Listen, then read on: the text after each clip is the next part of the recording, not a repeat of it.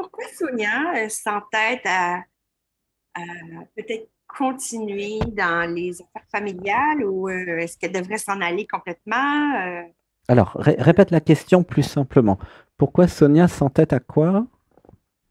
À vouloir rester dans les entreprises familiales, peut-être, À avec, vouloir rester dans les entreprises. C'est quoi les entreprises familiales? C'est ton travail? oui, c'est ça, toutes nos affaires, Et il y a plusieurs. disons. Et pourquoi tu veux partir en fait? C'est ça la vraie question.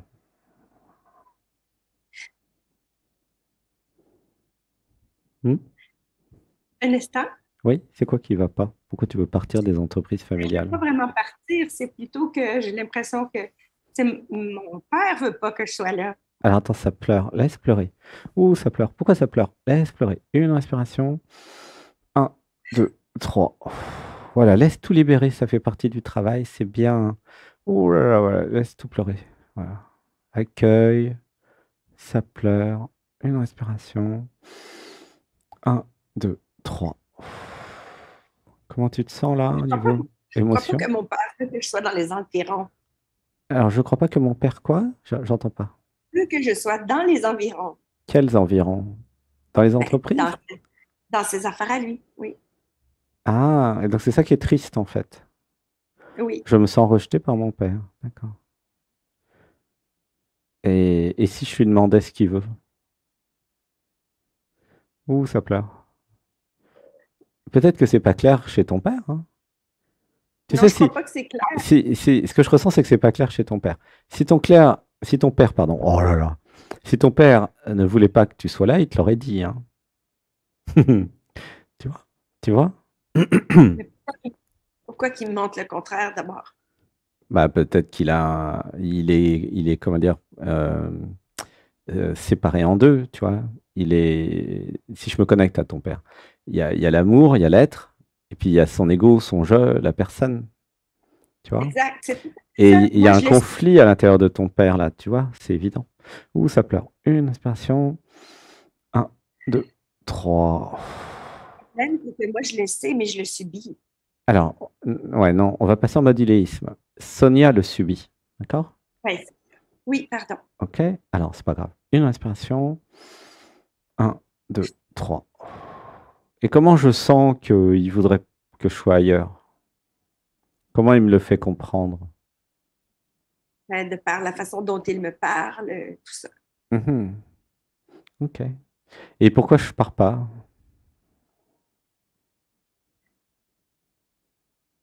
Mais parce que d'un côté, je sais d'où il vient. Je comprends, comme tu dis, qu'il est comme entre les deux. Puis de l'autre côté, ben moi, tout ça, j'ai un sentiment d'appartenance, ça m'intéresse, tu comprends? Mhm. Alors, je repose la question. Pourquoi le je ne part pas vers une relation non toxique, vers une relation, d'autres relations professionnelles plus épanouissantes? Est-ce que tu veux dire avec lui? Oui, pourquoi tu te forces en fait à aller dans un endroit qui est pas confortable ou qui est pas qui est toxique en fait, tout simplement. La relation elle est toxique. Est-ce que c'est vu qu'elle est toxique? Tu vois? Oui, oui, je Donc sais. ça n'a rien à voir avec le fait que ce soit ton père ou pas, hein. Ça a à voir avec le fait que tu ne t'aimes pas suffisamment. Plus je vais m'aimer, par exemple, si tu fais les méditations du dimanche, tu vas ouvrir le cœur, tu vas t'aimer. Plus je vais m'aimer et moins je vais accepter les relations toxiques en fait. Ben, Toutes j'en celles... suis là. Alors attends, je termine. Toutes celles et ceux qui sont dans notre groupe là et qui font les méditations ou le yoga ou qui suivent les émissions sont dans un processus d'amour au sens où ils sont tous en train de s'aimer de plus en plus. C'est évident, hein. C'est les effets secondaires de nos pratiques et nos émissions. Et qu'est-ce que ça fait de s'aimer? Eh ben, ça fait que vous dites non à toute forme d'envahissement, de manipulation, de relations toxiques. Et ça fait quoi? Bah, ça fait qu'il y a des gens qui s'en vont. Il y a des gens qui peuvent plus être avec vous. Parce que vous vous aimez tellement que vous leur dites non, en fait. Et que vous refusez la toxicité dans la relation.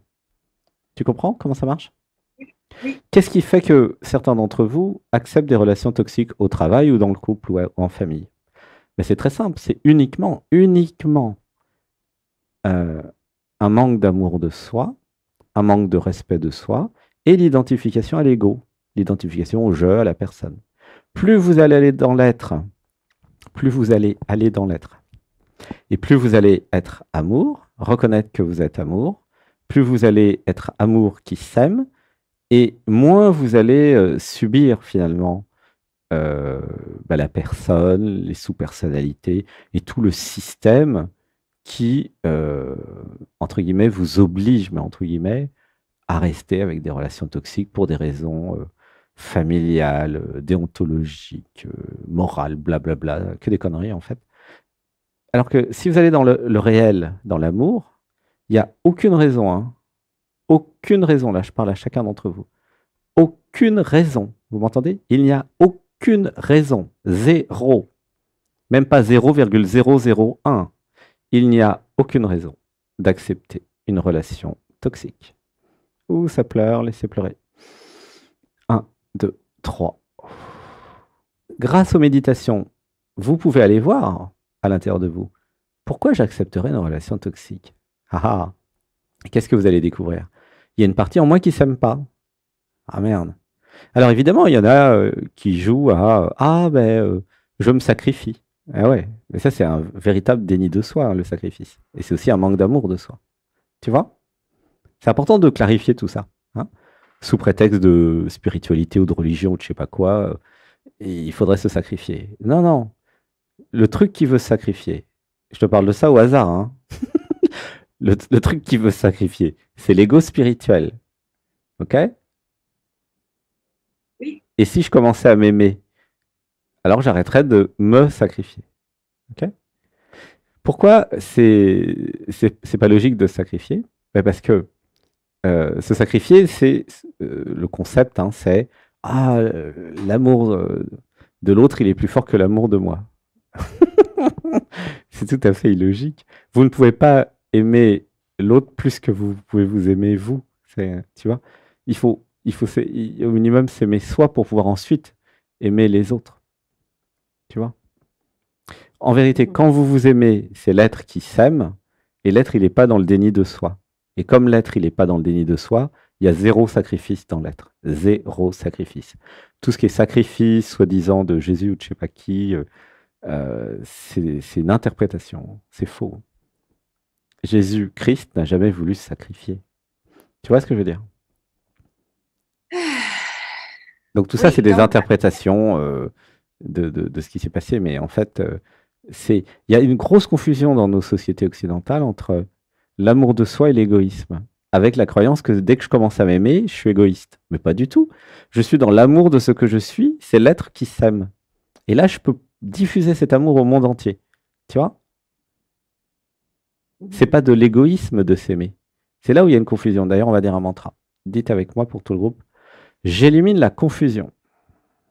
J'élimine la confusion. Entre amour de moi. Entre amour de moi. Et égoïsme. Égoïsme. Voilà. Une respiration. 1, 2, 3. Tu vois, c'est clair ou pas qu'est-ce que c'est que le sacrifice? Oui, je comprends. Dans le fond, c'est que moi, je ne voulais pas blesser, je veux pas. Ah, je voulais pas blesser. Chantage affectif. Alors, c'est bien les nouvelles. Je suis content avec les nouvelles. Il y a plein de trucs à revoir pour tout le monde. J'avais besoin de comprendre que je ne suis pas responsable de comment les autres prennent les choses. Ouais, j'avais besoin de comprendre que je ne suis pas responsable. Alors, oui, de comment on va dire, prennent les choses. il y a un mantra. On va dire ensemble le mantra. Je ne suis pas responsable de comment les autres prennent les choses. Je ne suis pas responsable de comment les autres prennent les choses. Si vous commencez à croire que vous êtes responsable de comment les autres prennent les choses, alors vous donnez un chèque en blanc et c'est la porte ouverte à toute forme de chantage affectif. Et c'est la porte ouverte à toute forme de manipulation, puisque il y a plein de gens qui vont en profiter et vont dire « Ah là là, blablabla, tu me fais de la peine. » Alors qu'en fait, l'autre est responsable d'avoir de la peine ou pas, en fonction de ses traumas et de sa conscience, tu vois? Ouais. Est-ce que c'est clair ou pas? Pour moi, c'est tellement évident, mais je ne sais pas si c'est clair dans mon explication. Clair, mais c'est juste que ça m'a pris du temps avant de comprendre ça.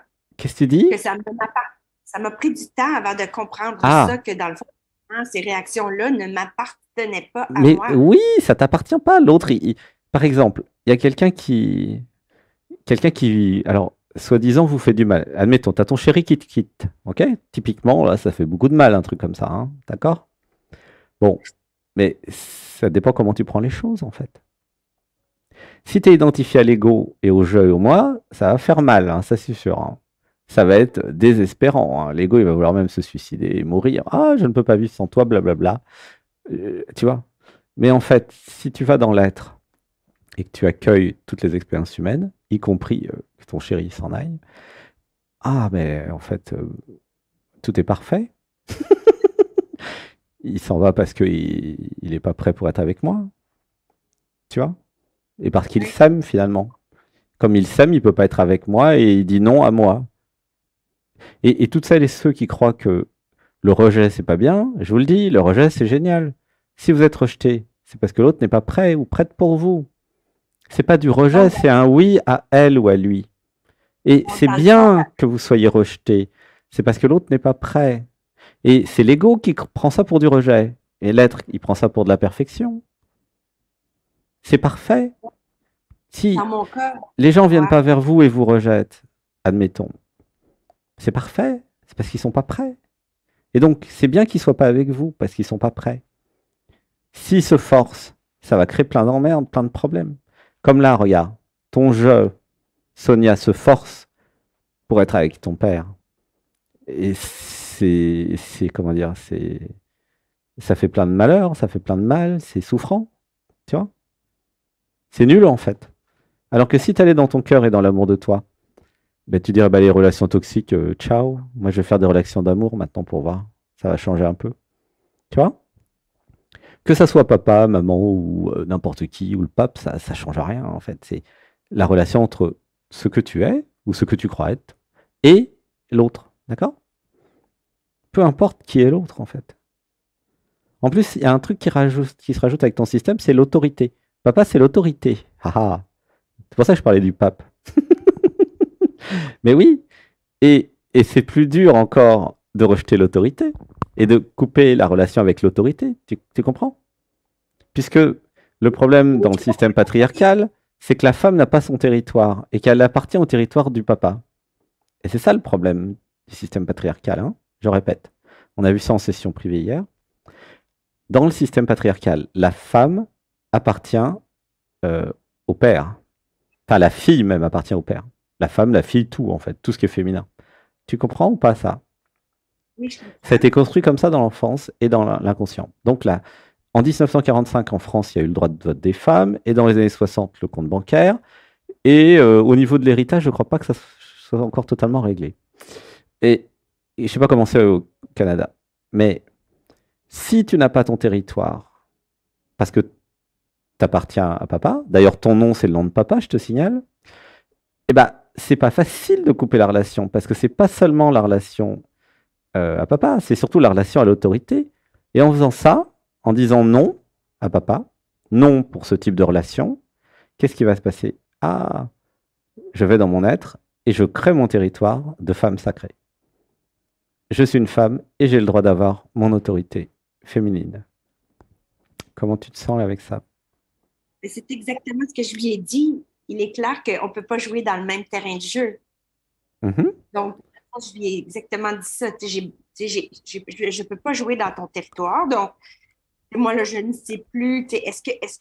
On devrait diviser certaines choses et j'aurai mon propre territoire, mais ensuite Voilà, de ça, exactement. est-ce que, est-ce Mhm. qu'il sera capable de ça? Ça, c'est l'autre Mais question. ça, c'est son problème à lui. Toi, tu t'occupes de ton problème et de tes intérêts. Si papa, il n'est pas capable d'accepter que moi, j'ai mon territoire et que j'ai envie d'être libre et autonome, c'est son problème, c'est pas le tien, hein. Tu comprends? Ah, mais je ne sais pas s'il sera capable. Puis là, ben, j'ai comme, tu sais, c'est ça, j'ai des décisions à prendre. Tu Mais sais. Puis pourquoi ça là, t'inquiète qu'il soit capable ou pas? C'est ça lui, c'est sa vie à lui, c'est son jeu, c'est son illusion, c'est sa matrice à lui de jouer ce jeu de ma fille devient autonome et libre. Donc il faut que tu le laisses vivre cette expérience. Tu comprends? C'est un cadeau que tu lui fais. mhm. Tu lui offres le cadeau, je suis ta fille et je me libère du système patriarcal et je suis ma propre autorité et je m'éveille et je suis la femme sacrée. Et si t'es pas content, c'est vraiment pareil. Tu comprends? Tu vois? Parce que depuis que tu as 18 ans, il n'est plus l'autorité. C'est ça qui n'a pas été saisi dans l'inconscient et dans le cerveau. À un moment, tu avais 17 ans, moins 17 ans, voilà. Et à un moment, paf, à l'anniversaire, en une seconde, tu es passé de 17 à 18. Je ne sais pas si tu te rends compte. Et ça a tout changé. Tu es devenu, dans ton autorité, libre et autonome. D'un point de vue juridique et aussi de plein de points de vue. Tu comprends? Et pas dans sa tête. Mais ça, c'est son problème à lui. Alors, ce qui est important, c'est de comprendre que toi, tu es là pour t'occuper de tes problèmes à toi. Et chacun doit vivre ses problèmes. Tu comprends? Tu peux très bien dire avec amour, bah, j'ai besoin de ma liberté. Et s'il ne comprend pas ça, c'est que juste qu'il t'aime pas, en fait. Hein. Tout papa qui aime sa fille va tout faire pour que sa fille soit le plus libre possible et le plus autonome possible, le plus vite possible. C'est évident. C'est pas comme ça du tout, lui. Mais c'est Lui, parce c'est qu'il garder. il est pas dans l'amour, il est identifié à l'ego, au jeu, avec le chantage affectif. Voilà. Ah, le temps est passé. On pourrait passer une éternité avec toi. Merci. Donc, bah, je te recommande les méditations du dimanche, vu que tu es nouvelle. Okay, le yoga du dimanche matin. Voilà, pour commencer. Puis après, peut-être un stage. Si tu as envie de venir en France, il y a des stages cet été. Sinon, bah, je viendrai un jour au Québec. Hein. Il y a tellement de Québécois et Québécoises géniales que j'ai envie de rencontrer. En commençant par Marie-Josée Robichaud. Et puis Marilène Coulombe. Donc rien que ça donne envie d'aller vous voir, hein, les deux là. Mm. Je te remercie beaucoup. Je te fais des gros bisous, Sonia. Je t'aime et merci à Marie aussi. Oui. Hein? Je t'aime, je t'aime, je t'aime. À Ah. bientôt.